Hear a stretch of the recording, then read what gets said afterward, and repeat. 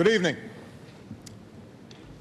To the United States Corps of Cadets, to the men and women of our armed services, and to my fellow Americans. I want to speak to you tonight about our effort in Afghanistan, the nature of our commitment there, the scope of our interests, and the strategy that my administration will pursue to bring this war to a successful conclusion. It's an extraordinary honor for me to do so here at West Point, where so many men and women have prepared to stand up for our security and to represent what is finest about our country. To address these important issues, it's important to recall why America and our allies were compelled to fight a war in Afghanistan in the first place. We did not ask for this fight. On September 11th, 2001, 19 men hijacked 4 airplanes and used them to murder nearly 3,000 people. They struck at our military and economic nerve centers.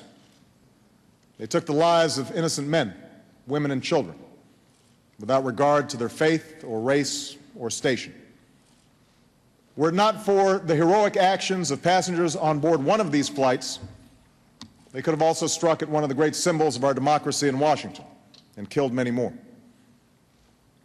As we know, these men belonged to Al-Qaeda, a group of extremists who have distorted and defiled Islam, one of the world's great religions, to justify the slaughter of innocents.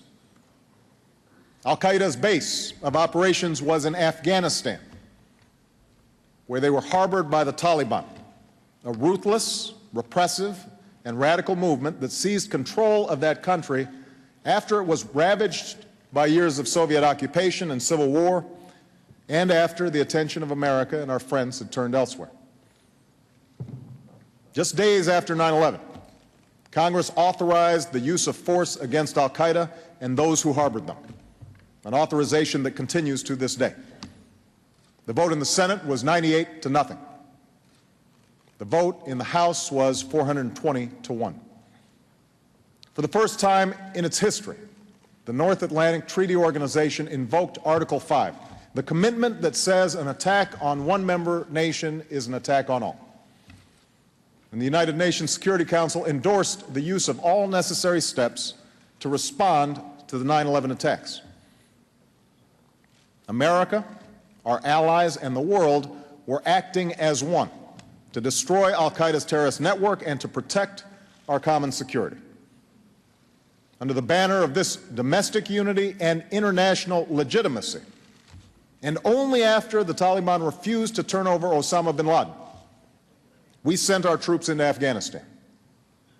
Within a matter of months, Al-Qaeda was scattered and many of its operatives were killed. The Taliban was driven from power and pushed back on its heels. A place that had known decades of fear now had reason to hope. At a conference convened by the UN, a provisional government was established under President Hamid Karzai, and an international security assistance force was established to help bring a lasting peace to a war-torn country. Then, in early 2003, the decision was made to wage a second war in Iraq. The wrenching debate over the Iraq War is well known and need not be repeated here. It's enough to say that for the next 6 years, the Iraq War drew the dominant share of our troops, our resources, our diplomacy, and our national attention, and that the decision to go into Iraq caused substantial rifts between America and much of the world. Today, after extraordinary costs, we are bringing the Iraq War to a responsible end. We will remove our combat brigades from Iraq by the end of next summer, and all of our troops by the end of 2011. That we are doing so is a testament to the character of the men and women in uniform.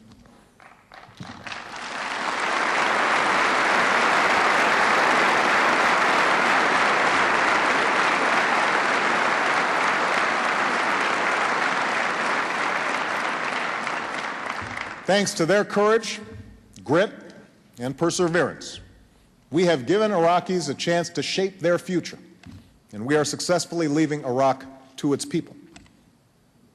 But while we've achieved hard-earned milestones in Iraq, the situation in Afghanistan has deteriorated. After escaping across the border into Pakistan in 2001 and 2002, al-Qaeda's leadership established a safe haven there. Although a legitimate government was elected by the Afghan people, it's been hampered by corruption, the drug trade, an underdeveloped economy, and insufficient security forces. Over the last several years, the Taliban has maintained common cause with al-Qaeda as they both seek an overthrow of the Afghan government. Gradually, the Taliban has begun to control additional swaths of territory in Afghanistan while engaging in increasingly brazen and devastating attacks of terrorism against the Pakistani people. Now, throughout this period, our troop levels in Afghanistan remained a fraction of what they were in Iraq. When I took office, we had just over 32,000 Americans serving in Afghanistan, compared to 160,000 in Iraq at the peak of the war. Commanders in Afghanistan repeatedly asked for support to deal with the reemergence of the Taliban, but these reinforcements did not arrive. And that's why, shortly after taking office, I approved a long-standing request for more troops. After consultations with our allies, I then announced a strategy recognizing the fundamental connection between our war effort in Afghanistan and the extremist safe havens in Pakistan. I set a goal that was narrowly defined as disrupting, dismantling, and defeating al-Qaeda and its extremist allies, and pledged to better coordinate our military and civilian efforts. Since then, we've made progress on some important objectives. High-ranking al-Qaeda and Taliban leaders have been killed, and we've stepped up the pressure on al-Qaeda worldwide. In Pakistan, that nation's army has gone on its largest offensive in years. In Afghanistan, we and our allies prevented the Taliban from stopping a presidential election. And although it was marred by fraud, that election produced a government that is consistent with Afghanistan's laws and constitution. Yet huge challenges remain. Afghanistan is not lost, but for several years it has moved backwards. There's no imminent threat of the government being overthrown, but the Taliban has gained momentum. Al-Qaeda has not reemerged in Afghanistan in the same numbers as before 9/11, but they retain their safe havens along the border. And our forces lack the full support they need to effectively train and partner with Afghan security forces and better secure the population. Our new commander in Afghanistan, General McChrystal, has reported that the security situation is more serious than he anticipated. In short, the status quo is not sustainable. As cadets, you volunteered for service during this time of danger. Some of you fought in Afghanistan. Some of you will deploy there. As your Commander-in-Chief, I owe you a mission that is clearly defined and worthy of your service. And that's why, after the Afghan voting was completed, I insisted on a thorough review of our strategy. Now, let me be clear. There has never been an option before me that called for troop deployments before 2010. So there has been no delay or denial of resources necessary for the conduct of the war during this review period. Instead, the review has allowed me to ask the hard questions and to explore all the different options along with my national security team, our military and civilian leadership in Afghanistan, and our key partners. And given the stakes involved, I owed the American people and our troops no less. This review is now complete. And as Commander-in-Chief, I have determined that it is in our vital national interest to send an additional 30,000 U.S. troops to Afghanistan. After 18 months, our troops will begin to come home. These are the resources that we need to seize the initiative while building the Afghan capacity that can allow for a responsible transition of our forces out of Afghanistan. I do not make this decision lightly.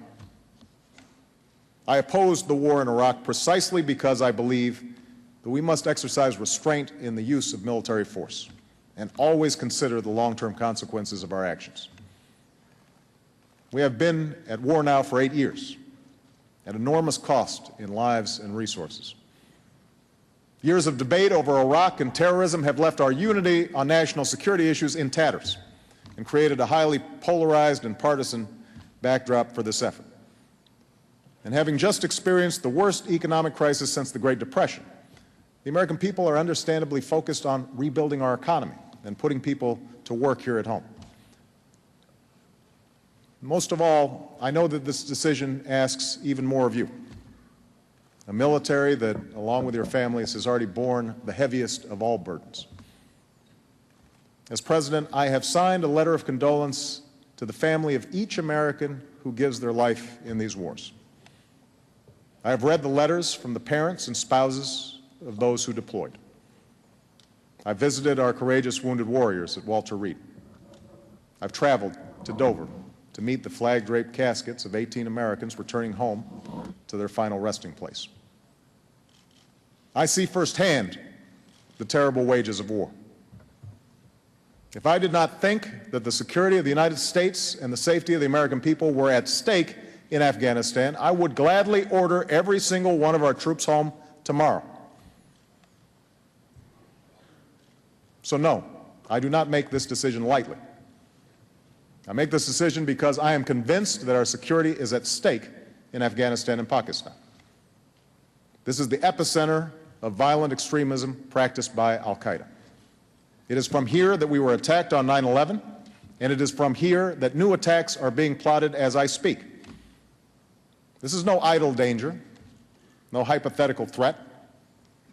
In the last few months alone, we have apprehended extremists within our borders who were sent here from the border region of Afghanistan and Pakistan to commit new acts of terror. And this danger will only grow if the region slides backwards and al-Qaeda can operate with impunity. We must keep the pressure on al-Qaeda, and to do that, we must increase the stability and capacity of our partners in the region. Of course, this burden is not ours alone to bear. This is not just America's war. Since 9/11, al-Qaeda's safe havens have been the source of attacks against London and Amman and Bali. The people and governments of both Afghanistan and Pakistan are in danger. And the stakes are even higher within a nuclear-armed Pakistan because we know that al-Qaeda and other extremists seek nuclear weapons, and we have every reason to believe that they would use them. These facts compel us to act along with our friends and allies. Our overarching goal remains the same: to disrupt, dismantle, and defeat al-Qaeda in Afghanistan and Pakistan, and to prevent its capacity to threaten America and our allies in the future. To meet that goal, we will pursue the following objectives within Afghanistan. We must deny al-Qaeda a safe haven. We must reverse the Taliban's momentum and deny it the ability to overthrow the government. And we must strengthen the capacity of Afghanistan's security forces and government so that they can take lead responsibility for Afghanistan's future. We will meet these objectives in 3 ways. First, we will pursue a military strategy that will break the Taliban's momentum and increase Afghanistan's capacity over the next 18 months.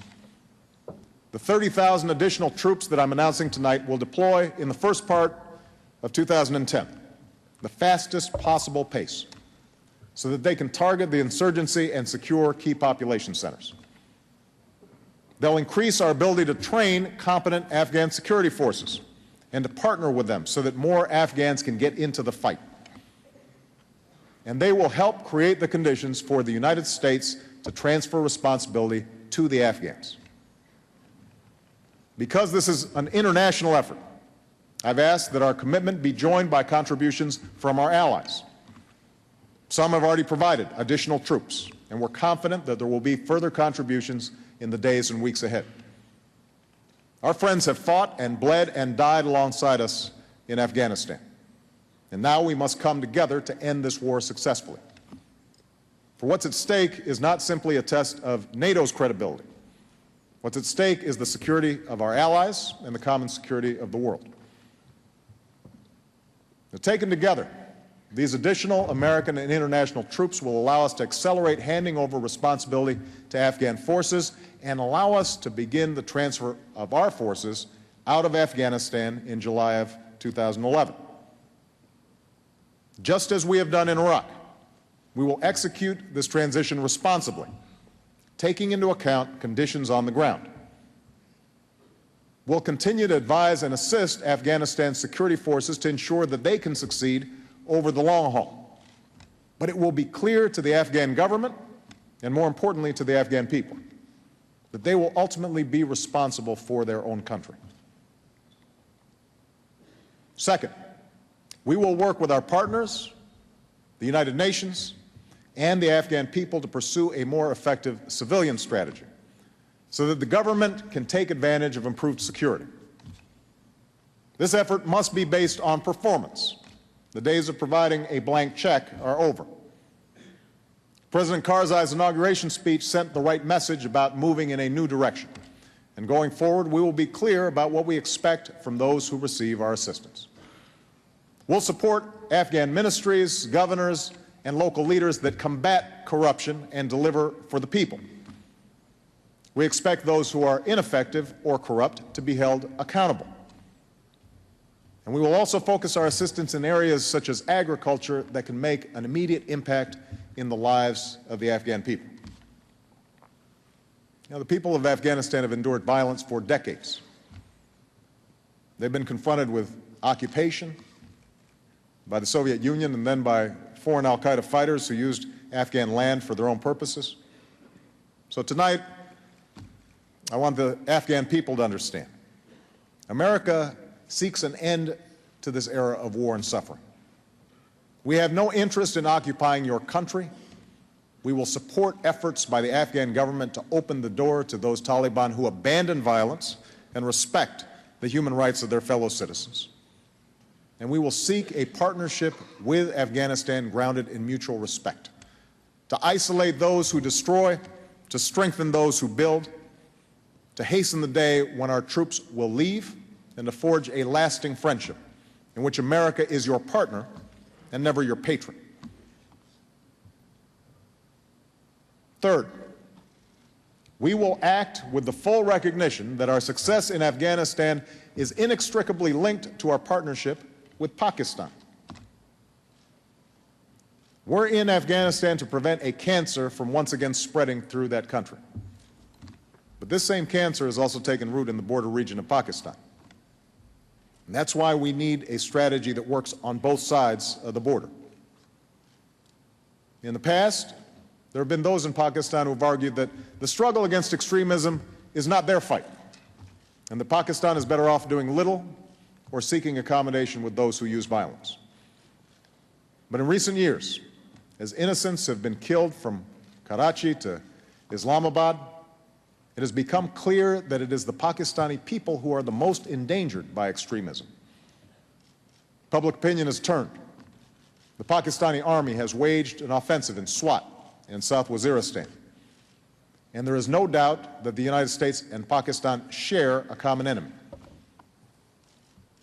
In the past, we too often defined our relationship with Pakistan narrowly. And those days are over.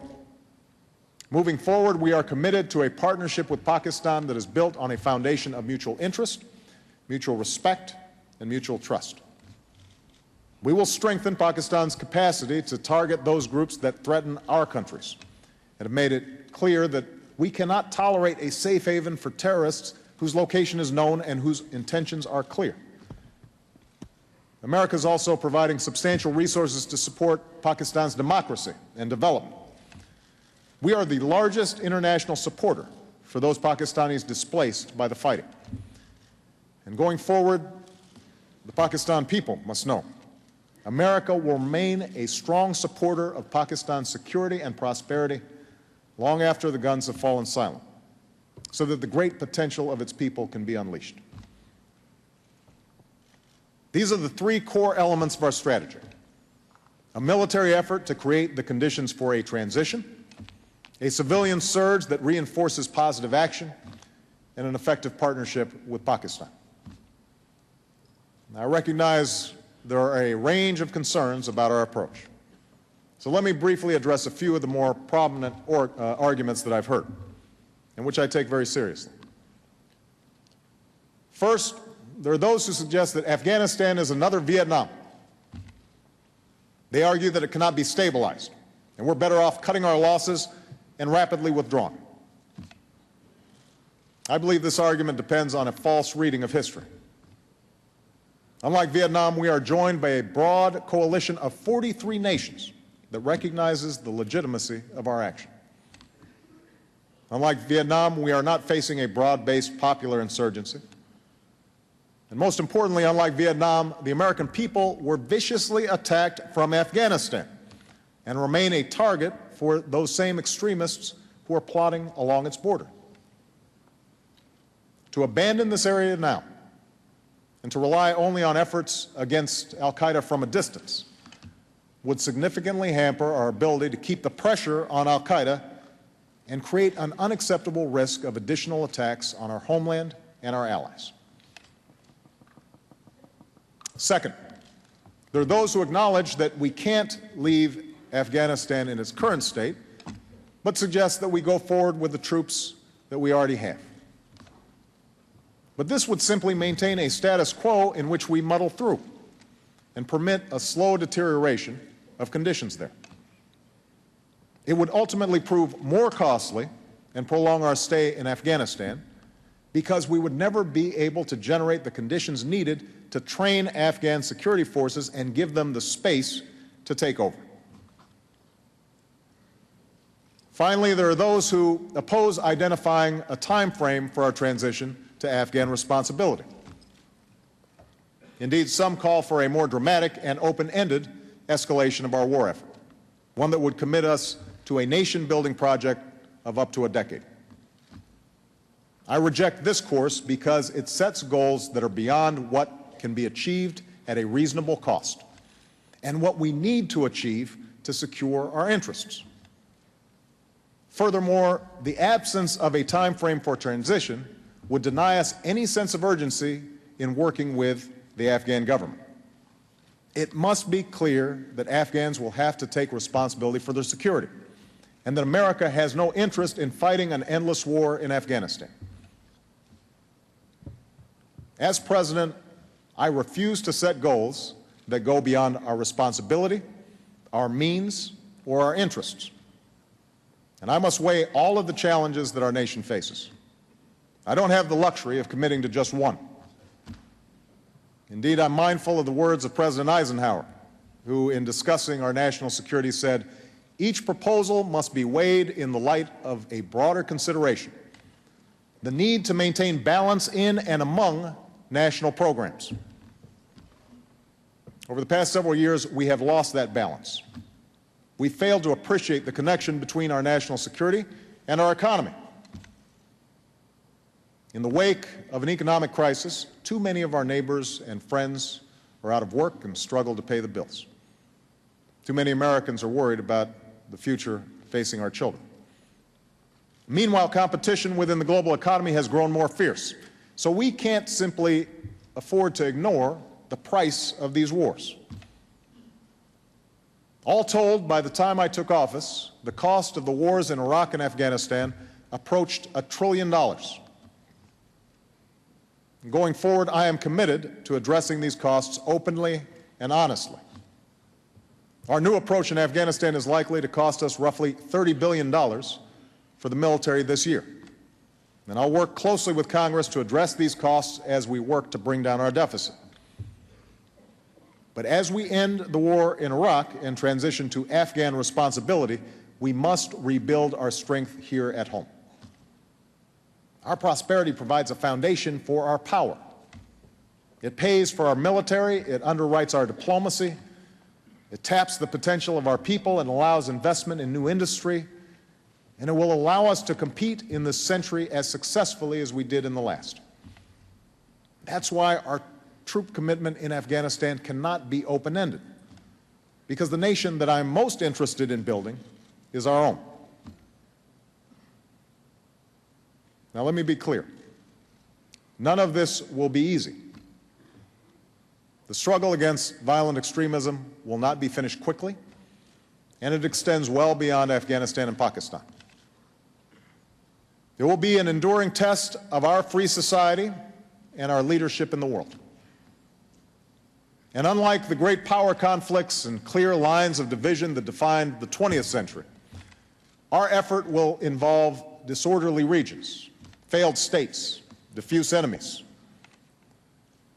So as a result, America will have to show our strength in the way that we end wars and prevent conflict, not just how we wage wars. We'll have to be nimble and precise in our use of military power. Where al-Qaeda and its allies attempt to establish a foothold, whether in Somalia or Yemen or elsewhere, they must be confronted by growing pressure and strong partnerships. And we can't count on military might alone. We have to invest in our homeland security because we can't capture or kill every violent extremist abroad. We have to improve and better coordinate our intelligence so that we stay one step ahead of shadowy networks. We will have to take away the tools of mass destruction. And that's why I've made it a central pillar of my foreign policy to secure loose nuclear materials from terrorists, to stop the spread of nuclear weapons, and to pursue the goal of a world without them.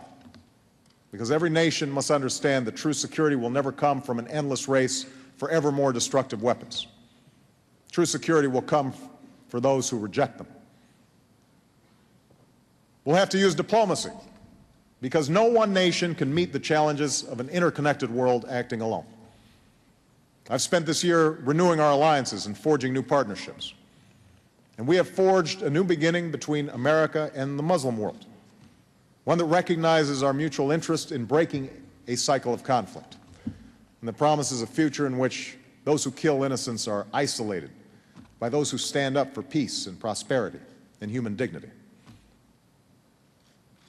And finally, we must draw on the strength of our values.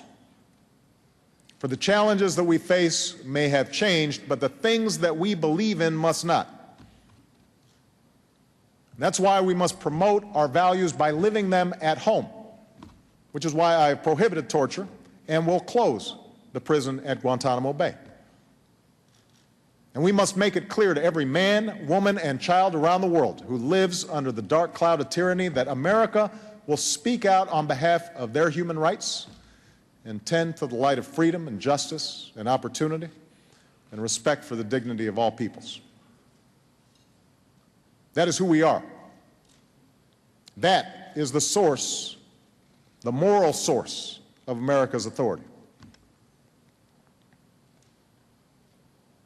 Since the days of Franklin Roosevelt and the service and sacrifice of our grandparents and great-grandparents, our country has borne a special burden in global affairs. We have spilled American blood in many countries on multiple continents. We have spent our revenue to help others rebuild from rubble and develop their own economies. We have joined with others to develop an architecture of institutions, from the United Nations to NATO to the World Bank, that provide for the common security and prosperity of human beings. We have not always been thanked for these efforts, and we have at times made mistakes. But more than any other nation, the United States of America has underwritten global security for over 6 decades. A time that, for all its problems, has seen walls come down and markets open and billions lifted from poverty, unparalleled scientific progress and advancing frontiers of human liberty. For unlike the great powers of old, we have not sought world domination. Our union was founded in resistance to oppression. We do not seek to occupy other nations. We will not claim another nation's resources or target other peoples because their faith or ethnicity is different from ours. What we have fought for, what we continue to fight for, is a better future for our children and grandchildren, and we believe that their lives will be better if others' peoples, children and grandchildren, can live in freedom and access opportunity.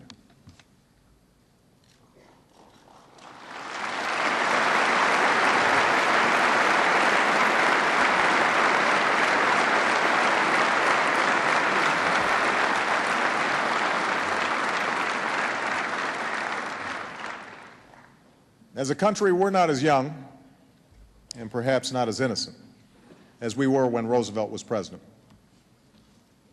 Yet we are still heirs to a noble struggle for freedom. And now we must summon all of our might and moral suasion to meet the challenges of a new age. In the end, our security and leadership does not come solely from the strength of our arms.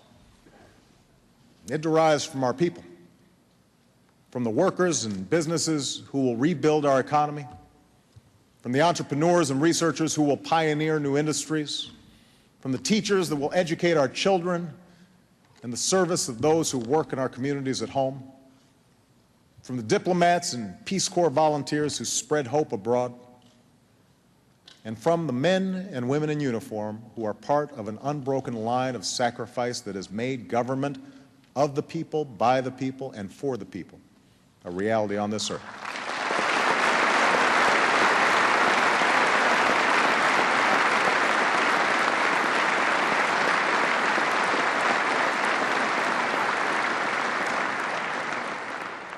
This vast and diverse citizenry will not always agree on every issue, nor should we. But I also know that we as a country cannot sustain our leadership nor navigate the momentous challenges of our time if we allow ourselves to be split asunder by the same rancor and cynicism and partisanship that has in recent times poisoned our national discourse. It's easy to forget that when this war began, we were united, bound together by the fresh memory of a horrific attack and by the determination to defend our homeland and the values we hold dear. I refuse to accept the notion that we cannot summon that unity again. I believe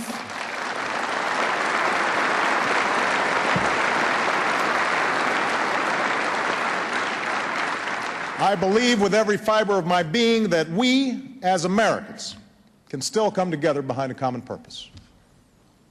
For our values are not simply words written into parchment. They are a creed that calls us together and that has carried us through the darkest of storms as one nation, as one people. America, we are passing through a time of great trial. And the message that we send in the midst of these storms must be clear: that our cause is just, our resolve unwavering.